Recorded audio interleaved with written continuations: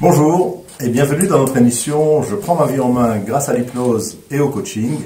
J'ai le plaisir et l'honneur d'avoir aujourd'hui avec nous comme invité Moshe Aaron Marciano. Moshe Aaron, bonjour. Bonjour. Et merci d'être avec nous, d'être venu spécialement de l'étranger pour participer à cette émission. Alors Moshe Aaron, je vais te demander de te présenter, mais avant, je sais que ça fait 18 ans ou plus que tu es dans la thérapie, dans l'accompagnement aux personnes, aux jeunes notamment au départ. Et puis tu es devenu hypnopraticien, hypnothérapeute, praticien en PNL, programmation neurolinguistique, on va en parler, tu es maintenant formateur.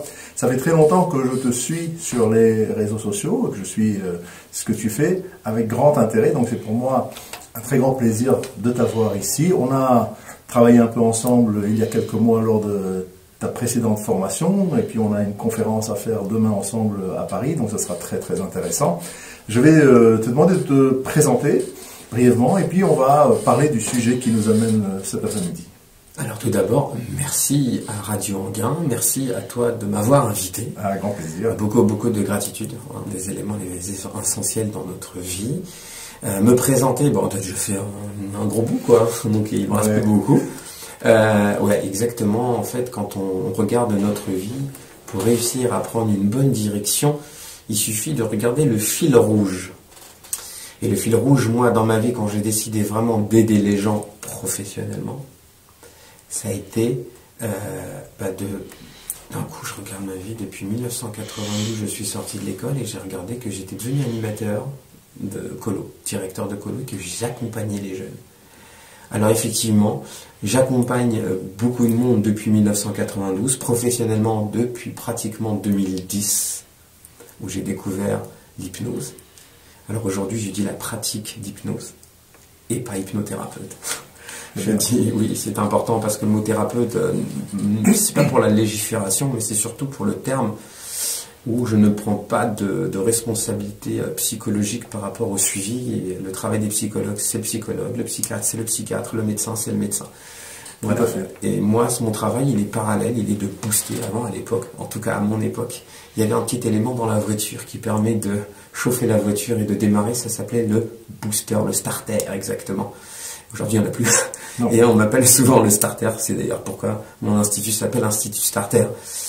Et donc aujourd'hui, j'accompagne des gens en tant que praticien PNL, coach PNL. Je forme des gens. D'ailleurs aujourd'hui, voilà, j'ai dit, je remercie beaucoup mes élèves de m'avoir laissé partir pendant une heure de cours. Bien évidemment, il y a quelqu'un d'autre qui me remplace à ce moment-là, que je remercie beaucoup. C'est Fatima. Donc je la remercie énormément. Et donc pour être praticien en PNL, voilà. Je suis énormément de gens où j'aide les gens à maigrir. Et pas comme un régime, à maigrir naturellement, parce qu'on a des ressources extraordinaires. D'ailleurs, le programme de PNL, il s'appelle Potentiel Essence. Se connecter à son plein potentiel, à ses pleins potentiels, et donner un sens à sa vie, perso et pro. Et quand on a un poids émotionnel, parce qu'on travaille que là-dessus, d'ailleurs, on arrive sur le thème d'aujourd'hui, la résilience. Oui, c'est ça, c'est la résilience, donc le sujet de l'émission et dont on va parler. La résilience, c'est cette faculté, on va bien sûr la développer, cette faculté à rebondir.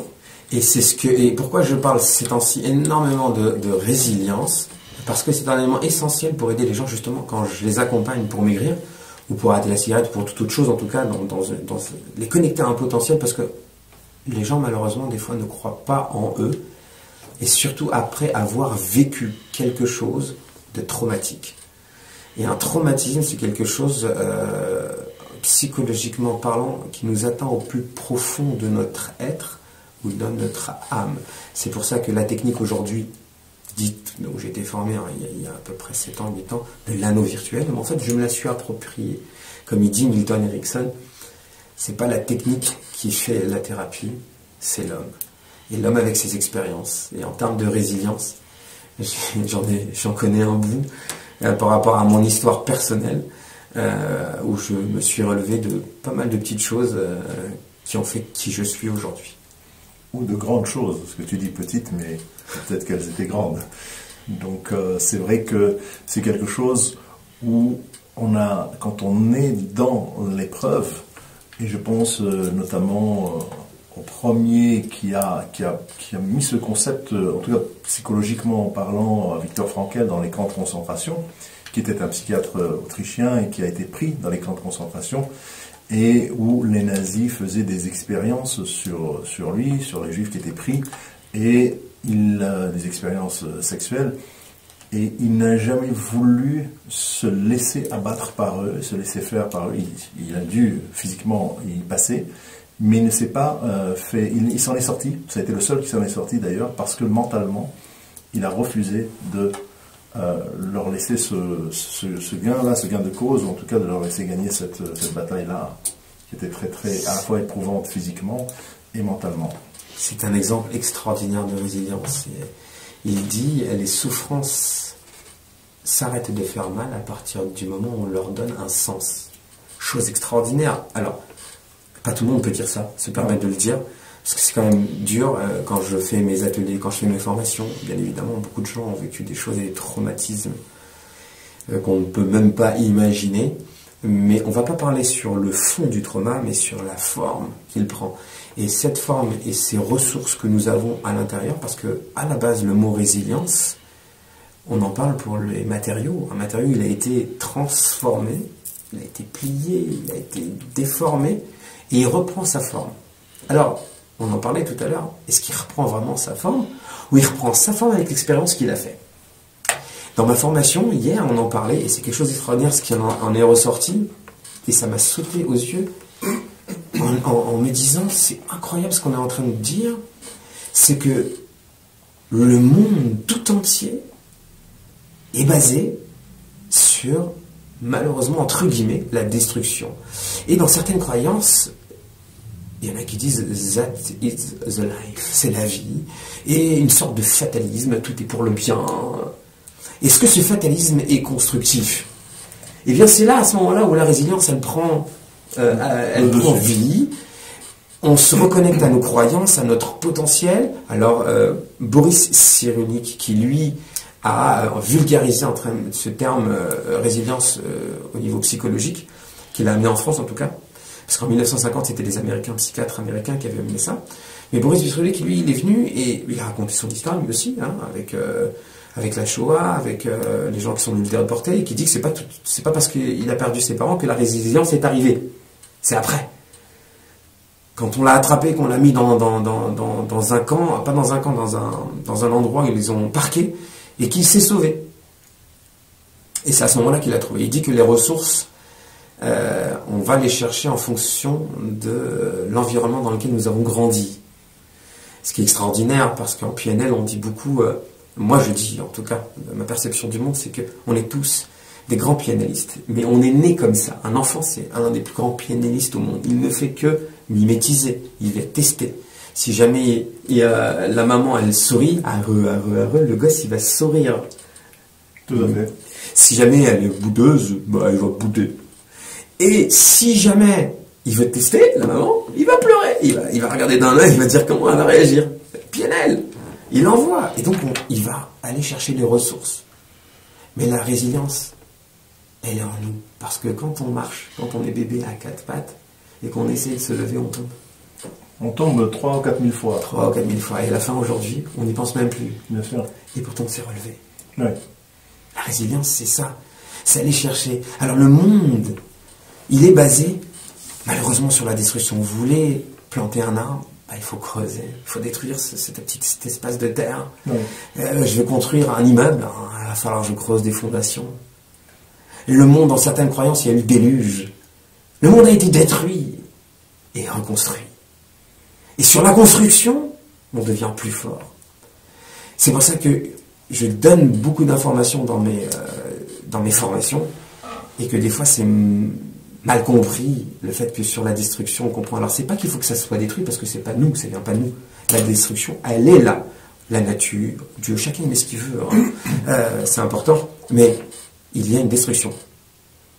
Et malheureusement, sérieusement, je peux décider, comme il y a une citation qui dit, quand je vais toucher le fond, je peux décider soit de m'allonger et mourir, ou de rebondir. Et ressortir. Exactement. Et c'est bien ça, sortir la tête de l'eau. C'est exactement ça. Et c'est très, c'est toutefois, lorsque l'on y est, lorsque quelqu'un est dans son drame, là, il faut quand même attendre qu'il en sorte. Il faut être conscient que quand on prend un coup, Ouais. ça fait très mal. Absolument. D'ailleurs, une plaie, on ne peut la toucher. Faut faire très attention parce que ça fait super mal. Donc, bien évidemment, quelqu'un qui vit un traumatisme, on ne va pas lui dire ouais, rassure-toi, tout est pour le bien. Alors, tout est pour le bien, attention. C'est pas tout. Ouais, il est mort, c'est super. Ça n'a rien à voir. C'est-à-dire qu'il y a une situation qui est là, et cette expérience va te construire. Mais quoi qu'il arrive, même si tu ne le veux pas, elle va te construire. C'est ça. C'est ça qu'il faut. En tout cas, c'est ça qu'il faut prendre avec soi, quoi. Alors autant lui donner un sens. Tout à fait. Et si je lui donne un sens, j'ai une direction. Et si j'ai une direction, j'arrive à un objectif. J'accompagne des gens, des fois, qui effectivement ont perdu des gens, et des fois traumatiquement parlant. Et je suis très vrai. Alors des fois un peu provocateur, mais très vrai, en mettant bien sûr un cadre et demandant l'autorisation. Si on vient me chercher, c'est bien évidemment qu'on a besoin de ça. Mais je disais à une personne, l'autre fois, je lui disais, tu veux que je te comprenne, je ne peux pas te comprendre. Je ne peux pas partager ta douleur. C'est pas possible, je disais. Et ça va être dur. Mais au moins, elle le sait. Oui. Et là, elle va aller chercher les ressources en elle pour pouvoir vivre. Vivre pour les autres, vivre pour aider les gens qui sont dans la même situation. C'est ça aussi la résilience. C'est grâce à cela qu'on devient plus fort. D'ailleurs, on voit les plus grands résilients aujourd'hui, parce qu'il y a un point très important, c'est que il faut absolument imiter les personnes résilientes. Aujourd'hui, il y en a plein qui ont vécu des traumas de fou, que ce soit le terrorisme, que ce soit les grands drames écologiques, tsunamis, c'est fou. Malheureusement aussi, des viols. Et vous voyez, ces personnes-là deviennent des grandes personnes, aidant des associations. Ils sont là à accompagner d'autres. Et on n'est jamais mieux compris que par une personne qui a vécu l'expérience. Oui, parce que c'est ça qui leur a fait remonter, et puis avoir toutes les ressources pour donner ces ressources aux autres, qui sont encore au départ de cela, et qui n'y croient pas. Et je pense que le vrai problème, c'est d'y croire. C'est qu'elle ne croit pas en elle, ou elle ne croit pas qu'elle puisse remonter la pente de cette épreuve-là. C'est marrant parce que ces temps-ci, je pose des questions sur les réseaux sociaux. Alors les gens ne comprennent pas des fois pourquoi je pose des questions, mais ça m'aide à moi pour les vidéos, pour les interviews, pour aider les gens encore mieux. Et avant-hier, sur Facebook, j'ai posé la question, quelle est l'émotion dont vous n'arrivez pas à gérer? Truc de dingue.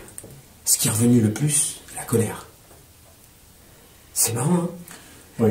Mais pourquoi c'est marrant? Pourquoi je dis ça? Parce que ce matin on en parlait en formation, et la colère, ça commence par c'est la communication. C'est parce qu'on n'arrive pas à communiquer. Et on n'arrive pas à communiquer d'abord avec soi. On n'arrive plus, quand on est en colère, on n'arrive plus à communiquer. Deux personnes qui ne se comprennent pas vont se taper dessus. Tout à fait. La colère, c'est en fait ce sentiment d'incompréhension, comme on dit, et d'injustice. Qu'on croit être injuste. Bien évidemment. Je parlais avec une cliente hier qui me disait que toute sa famille est colérique. C'est son père, sa mère, ses oncles, ses tantes, tout le monde est en colère. Ils parlent tous en étant en colère. C'est dans les gènes. Et elle dit, mais qu'est-ce qui s'est passé? Est-ce qu'il y a un grand-père, un arrière-grand-père qui a eu un drame et qui a fait qu'il est en colère contre la vie et contre tous? Et elle, heureusement, elle est sortie du cycle. Elle est sortie du cercle vicieux de cette colère. Et ses parents lui en veulent. Parce qu'elle n'est pas comme eux. La loyauté familiale. Elle a tout dégommé. Mais c'est vrai, la colère, on en parlait ce matin. Je disais, attendez, quand on est en colère, vous vous rendez compte, dans certaines traditions, être en colère et se mettre en colère, c'est de l'idolâtrie. Pourquoi? Parce que je suis hors de moi. Exactement. Donc je sors de moi et je laisse quelque chose d'autre diriger, que ce soit les événements extérieurs. La personne, parce que je n'ai pas bien géré les émotions. Et dans la résilience, il faut absolument réguler ses émotions, la gestion émotionnelle. Et aujourd'hui, je leur disais ce matin, on a fait un constat déplorable. C'est qu'aujourd'hui, le monde est basé sur le chaos. En fait, les gens veulent qu'on soit dans le chaos. Interdit d'être heureux, interdit d'être libre, interdit d'être en paix en soi. Donc, je t'interdis de communiquer toi avec toi, et toi avec les autres. La preuve, quand on est sur son portable, Vous voyez tout le temps, maintenant aujourd'hui, manque de communication entre les gens. Vous allez dans le métro, ils sont tous avec les portables. Vous allez dans une salle d'attente, ils sont tous avec les portables. Donc, c'est un moyen détourné de manipuler le collectif, le public. Et aujourd'hui, plus personne ne communique. C'est pour ça que les gens sont frustrés, les gens sont angoissés, sont stressés, sont anxieux, parce qu'ils ne libèrent plus. Exister, comme il dit un certain Rabbi Chitrit, c'est extérioriser son intériorité. Bien sûr. Et il faut exister aujourd'hui. On arrive à exister quand on partage. Lâchez le portable pendant 10 minutes, 1 heure, et parlez, communiquez avec vos proches, avec les gens, avec des amis. C'est ça, et vous éviterez la colère, parce qu'on me dit, qu'est-ce que je fais maintenant avec la colère? Prends une grande respiration, gestion émotionnelle, communiquer, parle, communique, assis-toi, donne du respect à la personne qui est en face de toi, et tu vas trouver tes ressources. Et là, la résilience, elle a un impact extraordinaire, parce que je vais pouvoir aider des proches. La plus belle des communications, et le contact, la connexion avec la résilience, c'est d'aller boire un café avec un ami. C'est tout bête, mais... Oui, alors explique-moi. D'aller boire un café avec un ami, oui. Et je vais aller pouvoir extérioriser ce que j'ai à l'intérieur. Faire un sourire, quelqu'un qui m'écoute. En PNL, les gens ne comprennent pas, ils croient que la PNL, c'est juste un truc qui va aider à la thérapie, mais il y a un des mots phares dans la PNL, c'est que quand je communique avec quelqu'un, c'est pas pour lui répondre, mais c'est pour l'écouter. Absolument. Et d'avoir un copain avec qui je peux parler, c'est 90% de la thérapie. Oui, mais oui. Sauf qu'on a perdu ces copains-là. Mais c'est exact. Mais on en est là, la communication. Et donc je me mets en colère, contre moi, contre le monde. Et donc je suis tout le temps en colère. Il y avait le colère, il y avait la tristesse, il y avait la culpabilité comme émotion qu'on m'a parlé sur Facebook. Mais tout ça, c'est la même chose. Ouais. C'est parce que je suis renfermé en moi. Je garde tout en moi. Je mets une carapace. Je mets un masque. Mais si tu mets un masque, comment tu veux être toi? Si tu ne connais pas ta valeur et ta valeur, elle est définie par le regard des autres, comment tu veux avancer? Comment tu veux te rebrancher à ta résilience? Comment tu veux aller trouver les ressources en toi? C'est ça. Tu connais le docteur Maurice Tal de Suisse. Donc le docteur Tal est un médecin qui a travaillé sur les émotions et sur l'expression des émotions.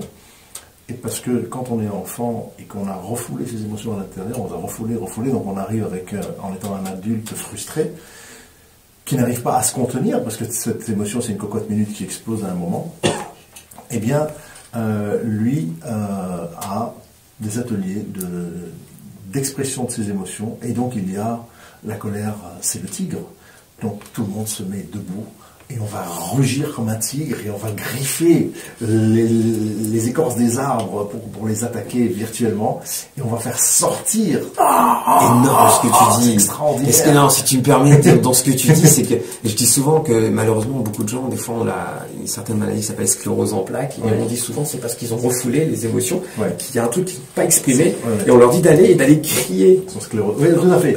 Tout à fait. Je rejoins le tigre. Et le tigre, il a aussi l'ours. Il a d'autres animaux comme ça pour la peur, pour la colère, et quand j'ai vu son émission, donc je l'utilise moi en thérapie auprès des gens, donc je les fais crier, s'exprimer dans. Tu fais des ateliers aussi, non? Je fais des ateliers aussi, et je leur fais par exemple pour la peur, tout simplement tirer la langue, faire des tas de grimaces qui sont extraordinaires et qui marchent. Et après ils rigolent, ils n'ont plus peur.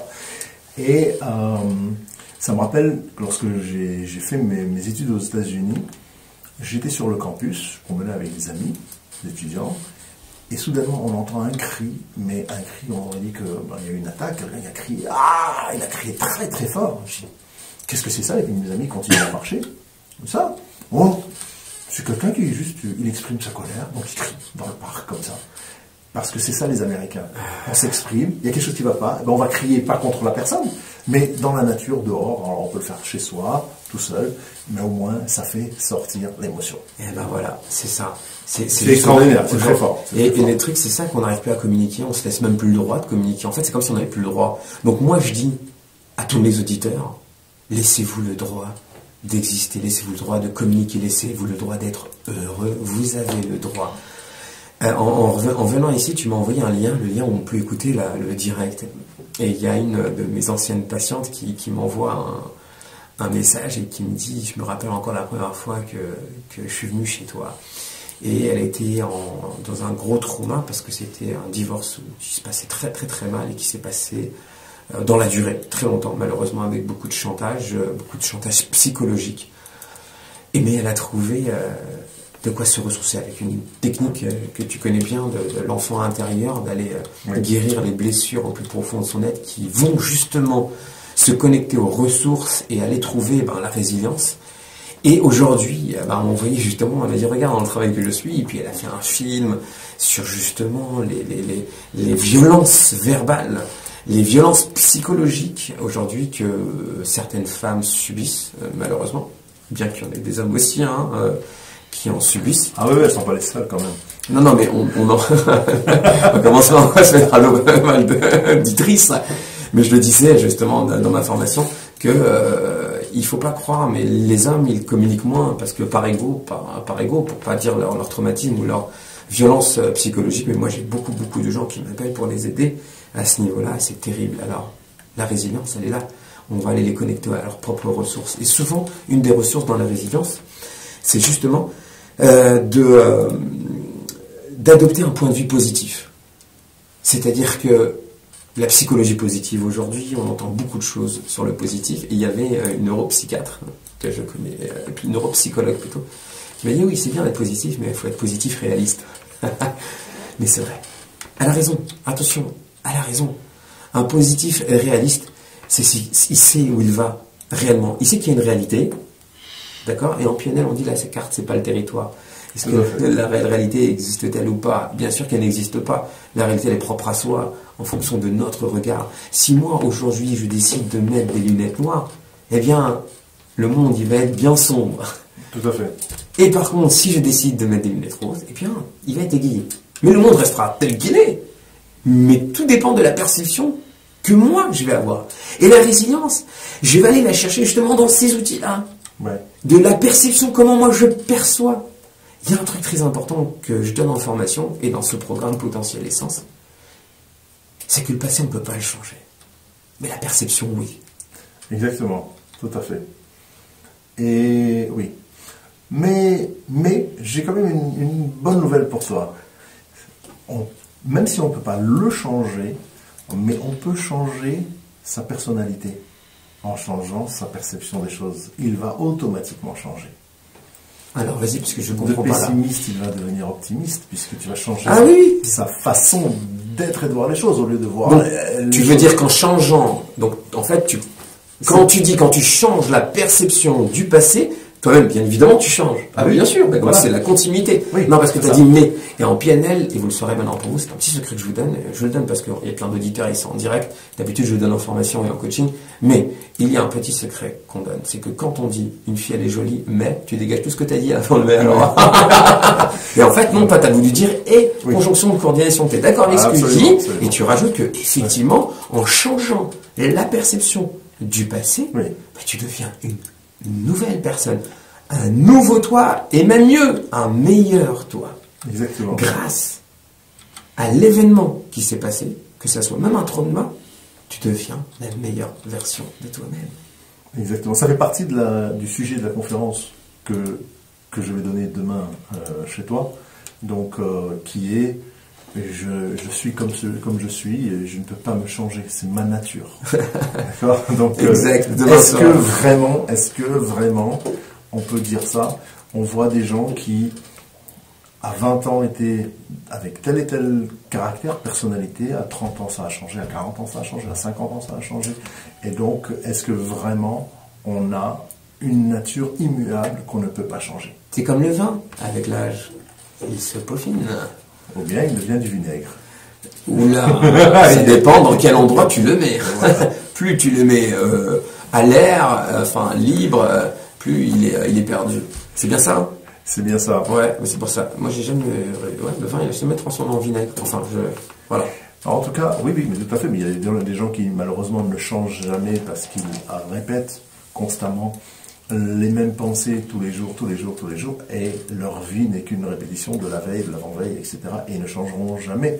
Ils n'ont pas eu cet éveil-là, ce wake-up call, comme on dit en anglais, ce signal d'alarme. Et heureusement, il y en a beaucoup qui changent et qui viennent pour changer, et qui veulent changer. Ça, c'est extraordinaire quand on voit ces changements-là. Et c'est ce qu'on dit souvent par rapport à notre vie. On répète les choses comme tu as dit, et ça s'appelle un cercle vicieux, et à eux de travailler grâce à la résilience pour en faire un cercle vertueux.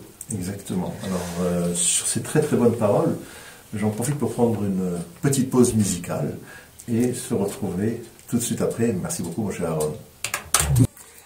De retour avec notre émission Je prends ma vie en main grâce à l'hypnose et au coaching.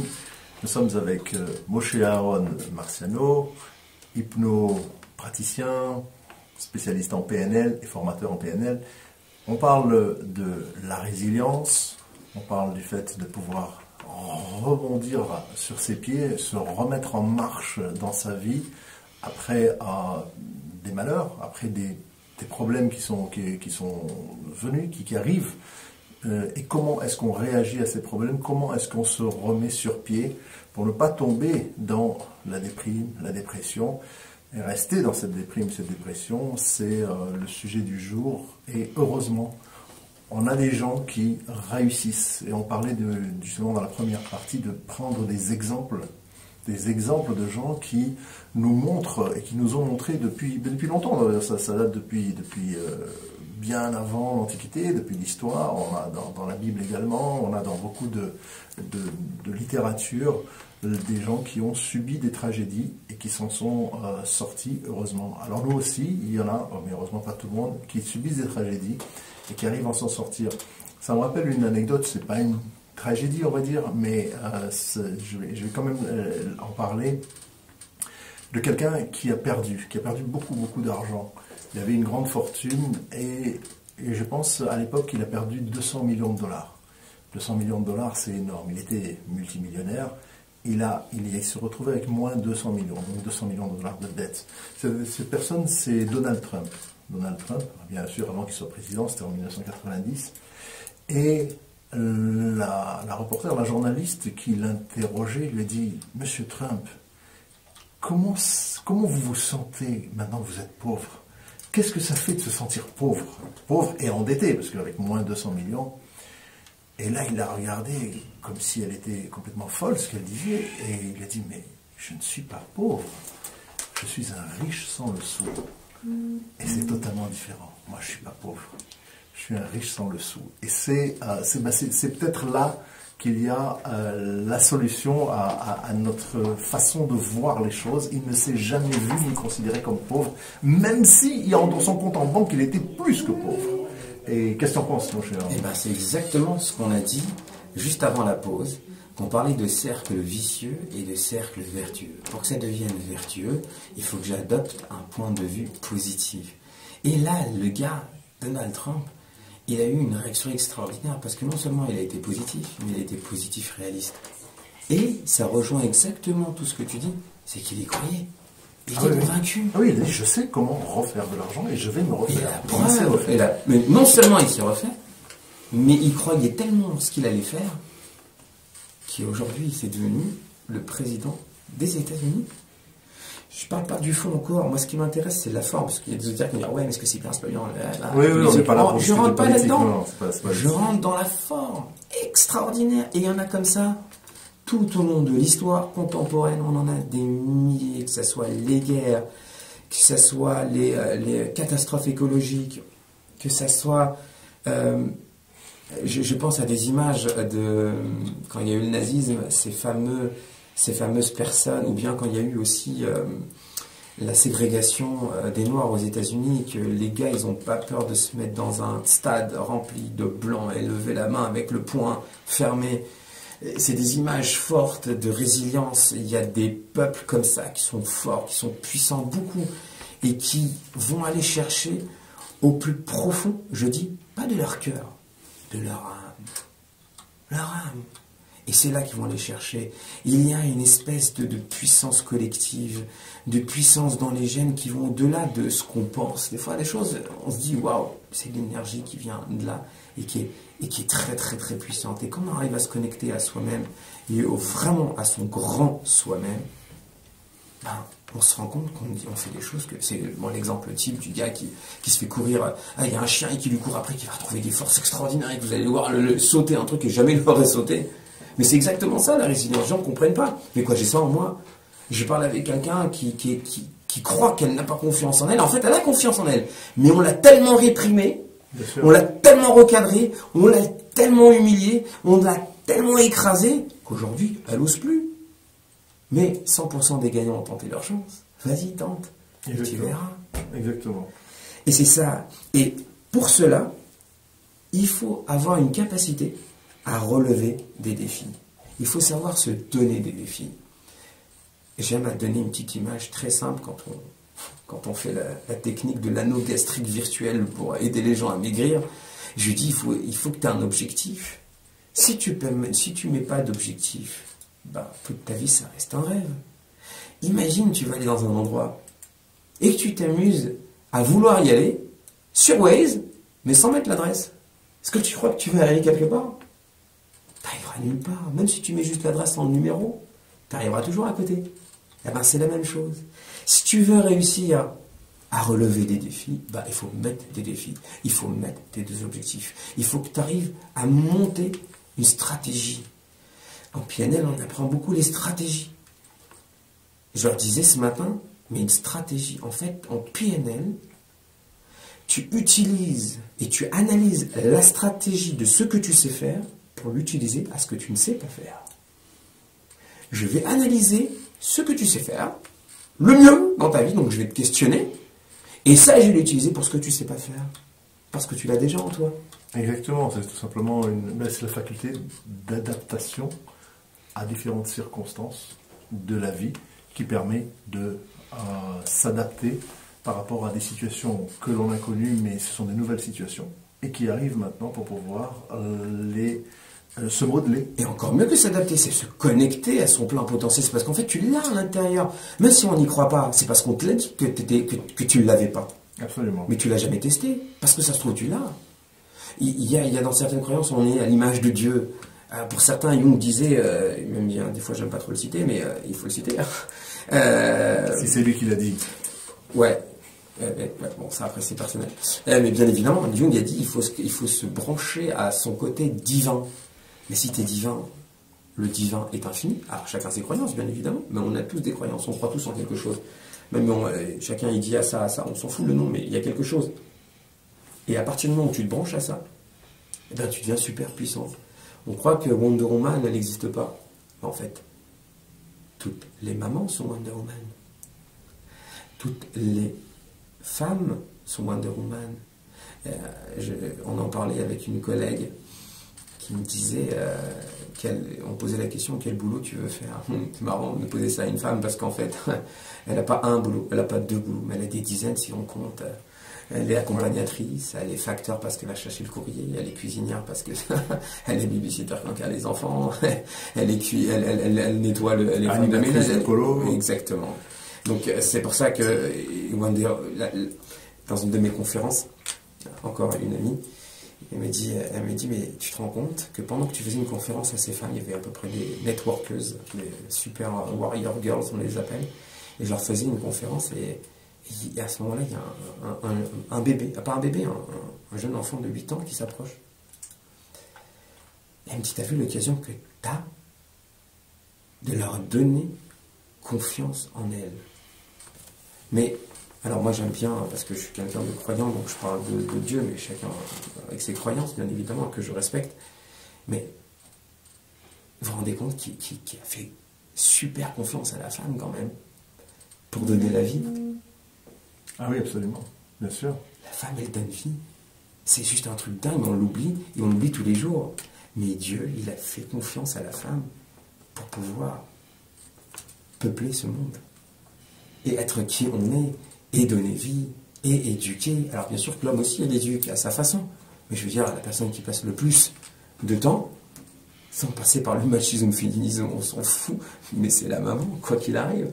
Et je voyais un post récemment d'un jeune papa qui disait ma femme elle a porté 9 mois le bébé, ben moi je vais porter pendant 9 mois les couches, je vais changer les couches, je penserai à ça, je penserai à ça. Il a fait des milliers de partages ce post. Et c'est assez extraordinaire.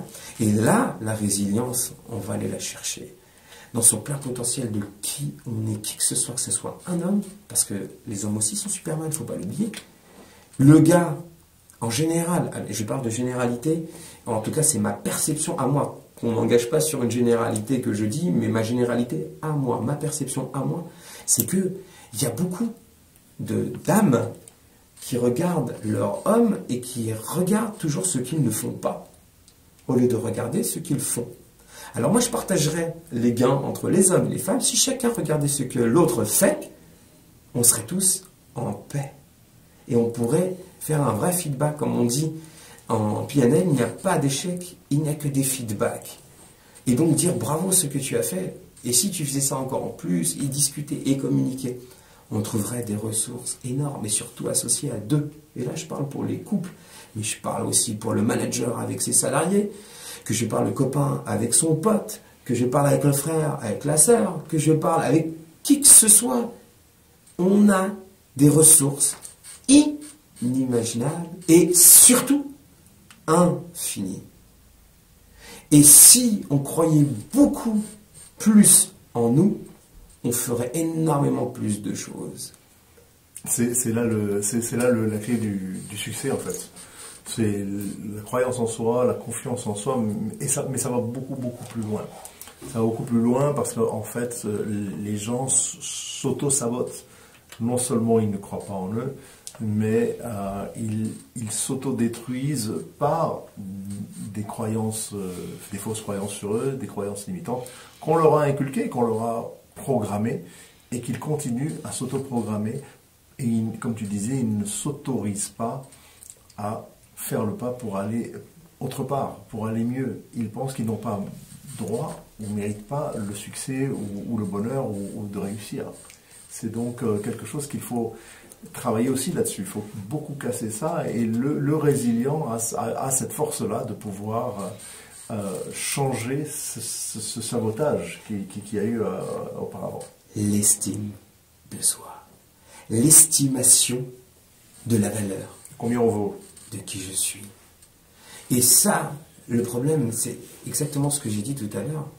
Aujourd'hui, on donne de la valeur au regard de l'autre. Alors, bien évidemment qu'on a besoin de l'autre pour exister. Mais je ne dois pas lui donner, comme disait Bandler, la possibilité de diriger mon cerveau et d'être qui il veut que je sois. Qui que ce soit. Il vient et à cause ou grâce à son regard, je deviens qui je suis. Non. Justement, la résilience, elle va venir m'aider à aller chercher mon plein potentiel et à reconnaître qui je suis, à apprendre le métier qu'on fait, les coachs, qui que ce soit vous avez autour de vous, même les parents des fois, même les amis, à vous mettre en valeur. Malheureusement, aujourd'hui, bien évidemment, qu'il y a des gens qui sont là pour vous rabaisser, tout simplement pour que eux, ils se relèvent. Alors, moi, je suis pour adopter la position basse, mais comme un combattant de jiu-jitsu brésilien.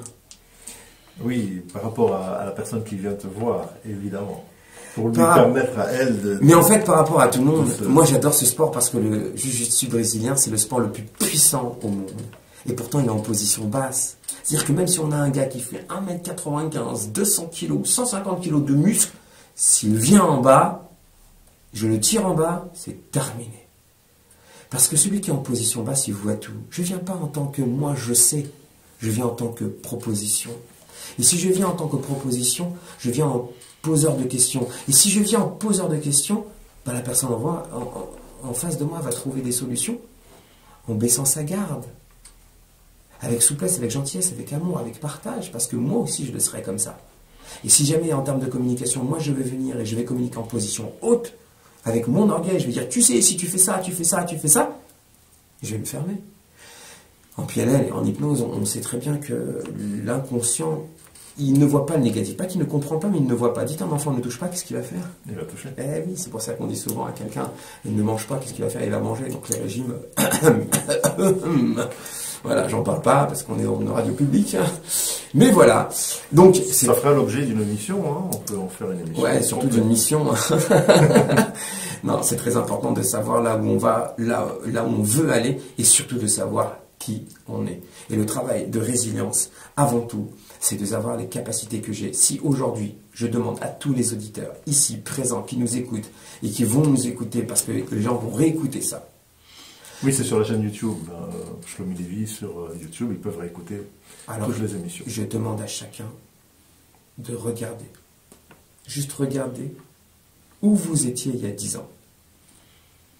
Tout le chemin parcouru, tout ce que vous avez fait, toutes les expériences que vous avez vécues,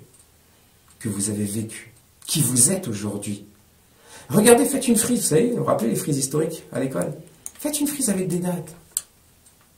Juste comme ça, vous allez voir, waouh, c'est vrai, qui j'étais, qui je suis devenu. Et surtout, faites un vrai travail de visualisation, de voir qui vous allez être, qui vous allez devenir. C'est pour ça que je dis qu'il faut absolument relever des défis, mettre une stratégie pour visualiser qui vous allez être. Cette fameuse ligne du temps. Oui, c'est pour ça que le rêve est très important. Le rêve de qui je rêve d'être. Évidemment, pour réaliser son rêve. La force de l'imagination. Et puis, une fois qu'on en a ça, comme tu dis, on a une cible. Une cible, j'aime bien donner cet exemple-là, parce qu'une cible, c'est un point rouge entouré de cercles bleus en général. Lorsque l'on a une cible, on doit pointer la flèche, on doit ajuster sa force, comment on va tendre l'arc. Et comment on va le diriger, parce que si on entend trop fort ou pas assez, on n'arrivera pas. Et dans quelle direction pour aller droit dans la cible. Lorsqu'on n'a pas de cible, comme tu disais, on a un Waze sans direction et on n'arrive nulle part. Mais lorsqu'on a la cible et on est complètement et tout le temps concentré sur la cible, alors on arrive à s'en sortir et on arrive à arriver à sa destination. C'est vraiment important cette histoire de cible. En fait, je vais rebondir juste là-dessus parce que quand j'aide les gens à maigrir avec l'anneau, et je leur disais avant-hier, parce qu'on a fait un atelier, il y a un vrai secret. Il y a un vrai secret, d'ailleurs c'est une des conférences de mon ami David Lefrançois. Il disait, vraiment, on veut réussir, R et C, rigueur et constance. Tu veux réussir quelque chose, créer une routine, et avoir une rigueur et une constance. Quelqu'un qui veut réussir à changer de corps et se muscler, rigueur et constance. Quelqu'un qui veut réussir dans ce projet, rigueur et constance. Créer des mindsets. D'ailleurs, c'est pour ça que pour trouver un des conseils primordiaux,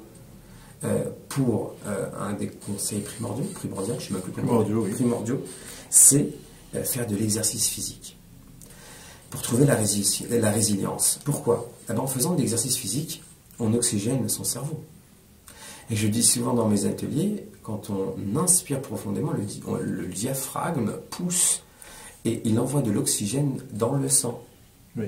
Et si le sang est oxygéné, eh bien, on est serein, on est zen, il n'y a pas de stress.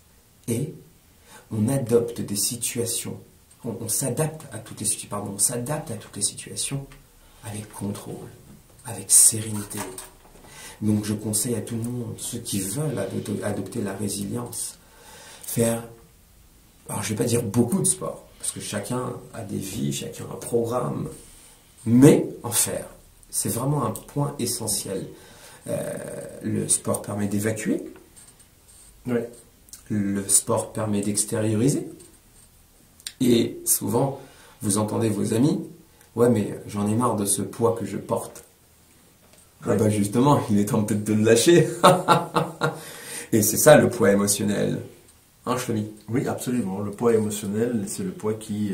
en fait, c'est la bouée de sauvetage qui fait... que l'on prend et que l'on prend parce qu'on s'entoure de cette bouée justement en ne prenant pas soin de soi et puis on se laisse aller.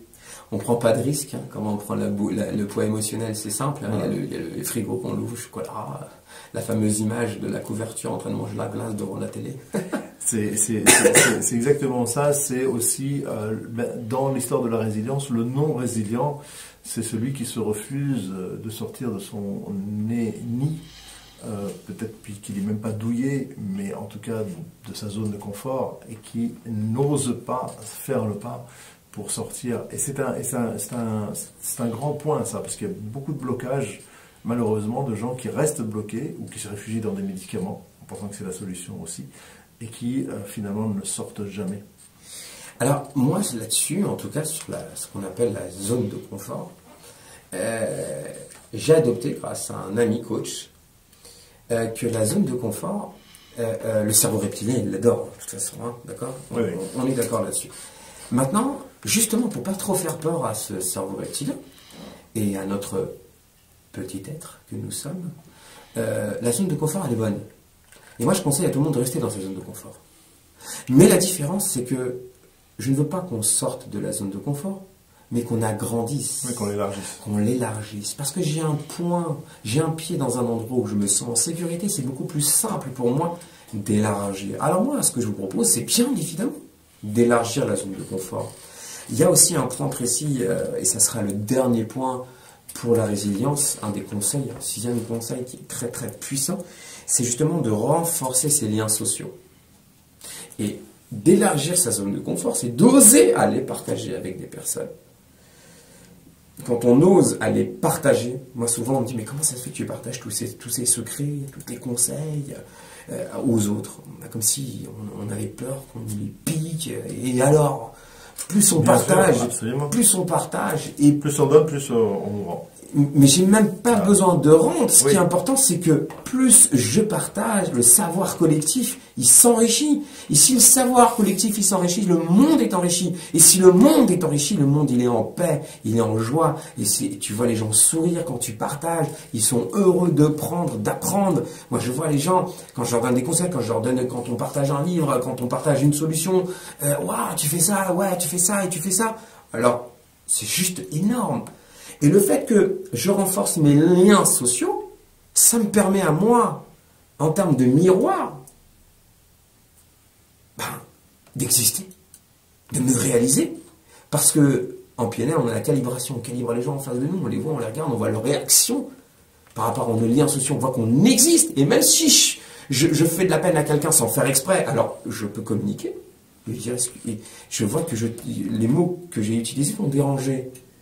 Est-ce que c'est bien ça? Oui. Et là, je recalibre. Je dis, ok, et qu'est-ce qui t'a fait que ça t'a dérangé? Parce que j'ai dit ça, ça et ça. Mais moi, j'ai perçu ça, ça et ça. Et là, on communique ensemble. Et d'un coup, on va communiquer. Et là, on va à la fin être en paix l'un avec l'autre et pas stressé. T'as vu ce qu'il m'a dit? Et ce qu'il m'a parlé? Et quand il m'a dit? Et puis, je suis peut-être renfermé en moi. Et quand je vais rentrer, je vais aller prendre un gros chocolat, un pot de chocolat. Et il va énerver. Et ma confiance en soi va baisser. Et ce qu'il m'a dit ça? Il m'a dit, j'étais pas bon là-dedans. Et t'as vu, je suis passé à la radio en gain. Et t'es naze. Alors qu'en fait... Qui a dit ça? Non mais... Tu comprends? Alors que si on communique, mais non, en fait, j'ai pas dit que t'étais naze, c'était super, mais à un moment, t'as postillonné dans le micro, à un moment, t'as parlé à côté du micro. Il suffit de communiquer, en vérité. Communiquer, c'est le secret de la liberté, c'est le secret du bien-être, c'est le secret de la confiance en soi, c'est le secret de l'estime de soi, c'est le secret de la résilience, c'est le secret du plein potentiel que vous avez tous. Vous êtes tous des bombes atomiques. Vous êtes tous avec un plein potentiel à l'intérieur. Moi, je dis à chacun qui écoute derrière ce micro, rassure-toi, tout ce que tu fais, c'est bon. Et des fois, tu peux utiliser tes qualités. Et des fois, on a même des qualités à améliorer. Parce que moi, je ne connais pas les défauts. Ou plutôt, on a, en fait, chaque qualité a son défaut et chaque défaut a son qualité. Moi, je ne connais pas le mot défaut. C'est le miroir l'un de l'autre. Moi, je ne connais pas le mot défaut. Le mot défaut, pour moi, c'est une qualité à améliorer. Voilà, c'est ça. Et donc, c'est ce que je te dis. C'est une qualité à améliorer. Si on regarde toujours le côté positif des gens, eh ben, on va toujours les tirer vers le haut. Alors, bien sûr, il y a des choses positives et des choses moins positives. Mais au moins, je les vois moins positives que mal. Exactement. Parce que mal, ça fait mal. Il nous reste combien de temps, là? Il nous reste 2 minutes. 2 minutes extraordinaires pour clôturer la résilience. Alors, avec ce petit message déjà C'était une très très belle émission. Ouais, franchement, ouais, merci à toi, merci à toi. On a fait un bel échange. Ouais, franchement, merci beaucoup, merci à Radio Anguien de m'avoir invité, merci à toi, Shlomi. Et à Philippe à la technique. Ouais, Philippe, merci beaucoup, Philippe. Vraiment, c'était top. Je pense que même les auditeurs, ils peuvent t'applaudir. On applaudit très très fort, Philippe. Merci beaucoup. Merci, merci, merci. Merci à vous tous ceux qui nous ont écoutés. Et bien évidemment que je vous invite à surtout ne partagez pas le lien, mais ne partagez pas. Voilà, et bien, Moshe Aharon, merci beaucoup. Alors, on peut te retrouver sur Facebook, évidemment. On tape ton Facebook, nom. Instagram, Moshe Aharon, Institut Starter. J'ai une page parce que heureusement, mon compte perso Facebook qui est saturé à 5000 personnes. Mais vous m'avez sur Instagram, vous m'avez sur Facebook et bien évidemment que rendez-vous demain soir. Mais il faut venir nous contacter en MP dans le lien qui est en dessous parce que vous l'écoutez, parce que voilà, vous contactez Shlomi ou moi-même et vous dites on veut venir demain et où est l'adresse. On a fait exprès de ne pas donner l'adresse parce que il n'y a pas beaucoup de places, c'est des places limitées. Une petite conférence sympa, gratuite, en networking, en version networking. On va parler 10-15 minutes chacun d'un petit sujet. Et moi, ce sera la résilience, c'est une autre manière. Avec chacun des thèmes très intéressants. Et puis après, on partagera surtout avec chacun des 4 intervenants. Et puis des gens aussi sympas qui vont venir, parce qu'il y a des thérapeutes qui vont venir, des hypnopraticiens, thérapeutes, neurocoaching, neuropsychiatres, neuropsychologues, médecins. Plein de gens qui viennent demain soir. Merci beaucoup en tout cas. Et je rappelle à nos auditeurs qu'ils peuvent également me retrouver à Enghien-les-Bains, sur Doctolib, ou à Paris, dans le 10e arrondissement. Merci à Philippe et à très bientôt. Ciao, ciao.